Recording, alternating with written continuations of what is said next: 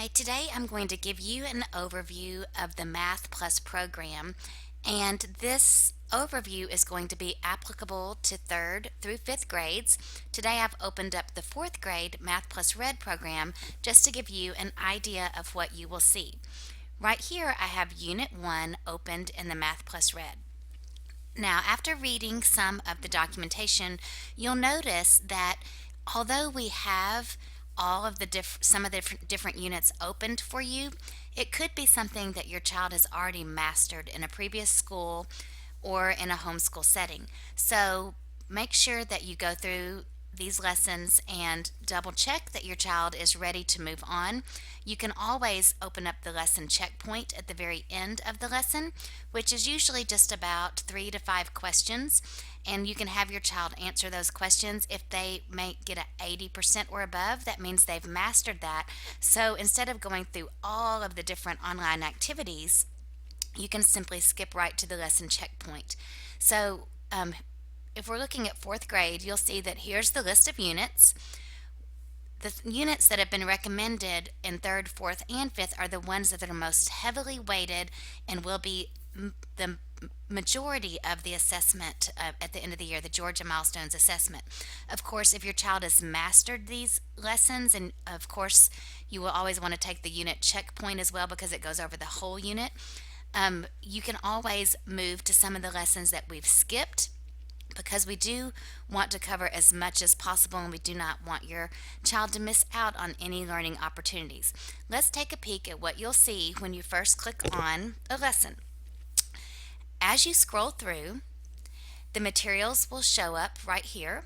You can also click on the advanced preparation and resources. When I click on those links, and I've already done that, you will have access to the student activity book, and you just really need to click on the unit number that you're on, so it's Unit 1. When you click on that, this is what will appear. Over here on the left hand side is a table of contents, which will come in really handy, especially if you want to jump around and look at things. The student activity book has some of the lessons, but also a lot of the lessons are online or simply managed through interaction with the learning coach. So not everything that the student needs is in this book. Now, you will receive some printable materials, but you can also access everything online right here. So let's go to unit number 1, which is whole number sense. And if you do the drop down menu, you'll see that there's all of these different lessons that you can go through to navigate the program.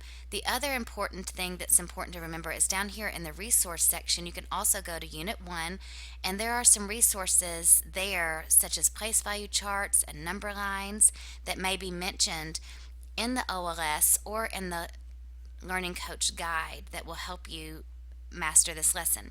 Now, if you are on a unit that does not have printable materials, you can just simply use a math journal. You don't have to print all of these pages out. It's not required to print them out. You do not have to turn them into anyone.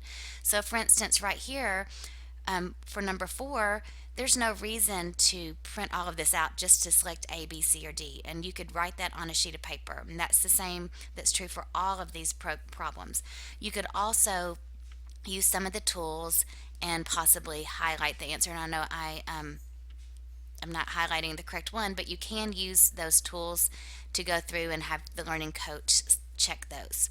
So the other thing I want to point out is the lesson guide, and this is the learning coach guide. And just as the student guide, there's the table of contents on the side, so you can go directly to the unit and the lesson.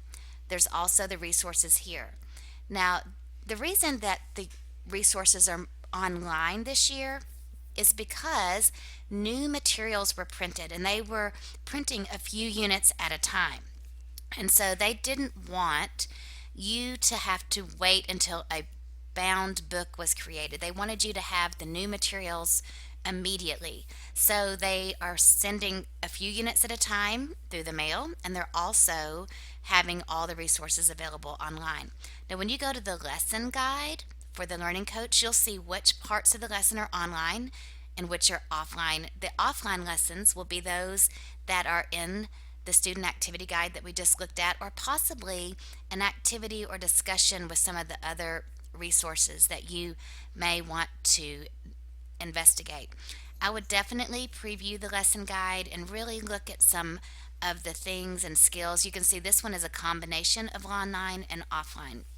But there's tips and tricks for parents and learning coaches as you go through and navigate these lessons. The other thing that I want to mention is that when you look at all of the resources that we have, and I'm going to show you some additional ones as well, we want to think of the Math Plus curriculum as a buffet of learning opportunities. There are lots of things included in this. If your child is struggling, supplement with something else, and I'll show you those some additional resources, or and definitely go to Class Connect so that you can check out the information that teachers are sending. They can also send you recordings from previous sessions if it was something that was already missed. And you also could go to Study Island, which is also one of our main programs to review things. But just like at a restaurant, if you go to a buffet, you wouldn't select one of every single thing. And so if your child has mastered the curriculum and you feel like you can review a certain amount of things without doing all of the activities, definitely feel that you can do that and work out the activities that suit your child's needs most. So let's go back to the OLS, and I'm going to show you some of the different types of activities that we have here. One activity that is at the end of every unit is the extended problems and reasoning. Now this is something that will take a little bit more time to complete, but they are a very important part of the unit. And it tells you exactly where to go, and it says it's in the Math Plus lesson guide, extended problems and reasoning. Now if I go to that lesson guide and it's on page 31, I'm going to go to unit 1. What you'll notice, even if I go to page 31, that is not there. Hold on. Let me see if I can get it to head on to page 31. And it's just going to give you an overview of what the extended problems will be, but where you'll find the printable resources are right here. And it's going to say extended problems, and then there's the extended problem answer key. Some of the second semester units are going to have the resources right there in the OLS, but some of the first semester may still have them right here in the lesson guide.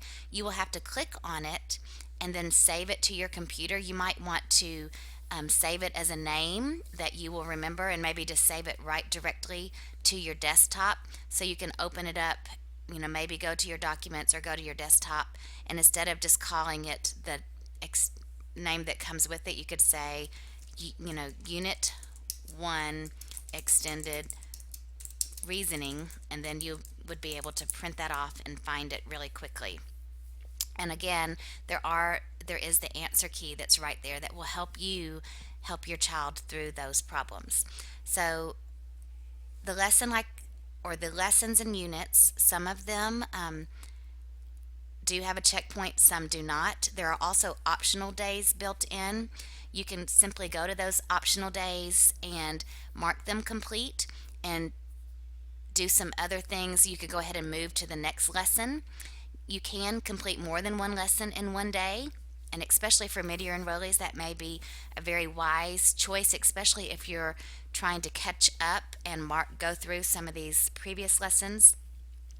If there is not an assessment, there may be a great review attached to that, so definitely click on it and open it up just to check it off, because you will need to mark complete at the very end of the unit.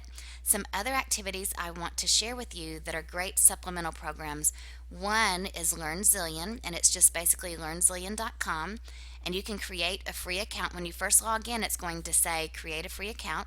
You can go to free lesson plans, which are mostly something that a teacher would use, but there's also these free video lessons. I prefer going to this Common Core Navigator, and I think that would help you as a learning coach. You can simply then go to the grade level. So let's say we have a third grader who is working on geometry. All of these little folders right here under the geometry open up, and you will have access to all of these different video tutorials. And they're about 5 minutes long, but they are great reinforcement and extra support, especially for our students to supplement the program. Another program that the teachers will load your student into, and I'm going to go ahead and log on, and I will share what this program will offer your student. This is just a mock account, just to share with you a little bit about what you will see when you do get access to this program. Teachers will upload assignments, and you will have a start if it is something that is a gradable assignment, or view if it's just something that you can print off. Now, so if I click on this start tab, this is multiply whole numbers, and then you will notice that there's a lesson as well as a practice tab. The lesson is basically a teaching component that shows you how to work out the problems.